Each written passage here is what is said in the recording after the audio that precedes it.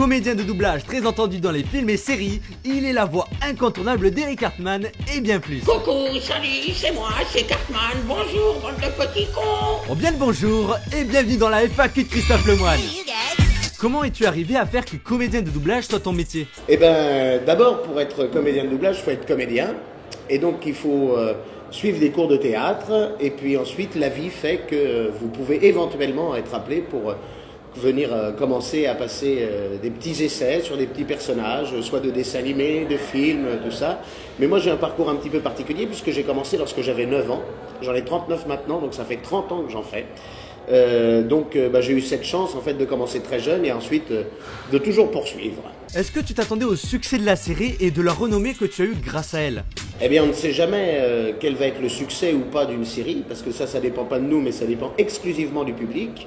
Après, quand on a commencé à la doubler, on s'est rendu vite, très vite, que ça n'était pas une série comme les autres et que ça allait peut-être avoir un effet cataclysmique sur le public, voire totalement culte.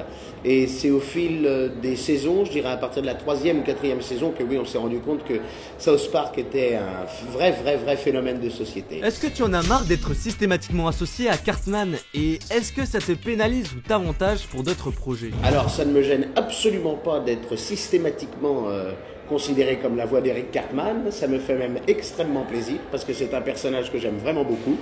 J'ai plaisir à insulter tout le monde. Et ensuite, ce qui est incroyable, c'est qu'une fois que j'ai bien insulté tout le monde me dit « Oh putain, génial, trop fort !» Alors ça me fait extrêmement plaisir. Et puis après, Cartman, comme c'est pas ma voix naturelle, comme vous pouvez l'entendre, puisque Cartman, il parle plutôt comme ça, je double tout un tas d'autres personnages et je m'exprime avec autant de bonheur dans les autres personnages que je double. Est-ce que la personnalité de Cartman influence sur toi? Non. Heureusement, ça ne m'influence pas, mais après, moi, j'ai un petit peu comme Cartman une liberté de ton et liberté de propos. Alors, je ne dirais pas que j'ai exactement les mêmes idées que Cartman, qui a quand même des idées assez particulières, mais non, après, il est évident que quand tu doubles un personnage, tu te l'appropries, donc parfois, il y a peut-être des blagues, peut-être des situations qui vont faire que je vais peut-être réagir un tout petit peu comme Cartman, mais non. Il faut impérativement se dissocier de ce personnage néfaste. Comment et pourquoi vous avez accepté de faire la voix d'Eric Cartman? Eh bien, en fait, je n'ai pas eu à accepter puisqu'on m'a appelé pour passer un essai de voix. J'ai dit oui pour passer cet essai de voix. On était 3 comédiens à essayer nos voix sur le personnage d'Eric Cartman. J'ai été choisi directement par Matt Stone et Trey Parker. Donc c'était déjà un bel honneur. Alors ensuite j'ai dit oui et puis j'ai foncé et ça fait 20 ans et je ne le regrette absolument pas. Pourquoi tu n'as pas doublé dans le jeu South Park l'Anneau du Destin? Eh bien je n'ai pas doublé dans le jeu South Park l'Anneau du Destin ainsi que tous mes petits camarades qui sont les voix officielles puisque il y a eu des petits problèmes dirons-nous avec la boîte de doublage qui était obligé de faire appel à nous pour enregistrer les personnages que nous doublions depuis 20 ans et qu'il n'y a pas eu d'accord possible entre nous, la boîte de doublage et donc par procuration Ubisoft, je pense. Mais je ne sais pas plus que ça puisque moi je n'étais pas dans les négociations puisque c'était mon agent de voix ainsi que les agents de voix des autres comédiens qui s'occupaient de ça. Et puis un jour, paf, on n'a plus de nouvelles et puis on a su que c'était d'autres comédiens qui nous avaient gentiment remplacés sans nous passer le moindre coup de fil. Merci les mecs. Que penses-tu des personnes qui crachent sur les VF? Eh ben je leur dirais de regarder des VO et puis ne nous embêtez plus. Si ça vous plaît pas la VF, regardez pas la VF, regardez la VO.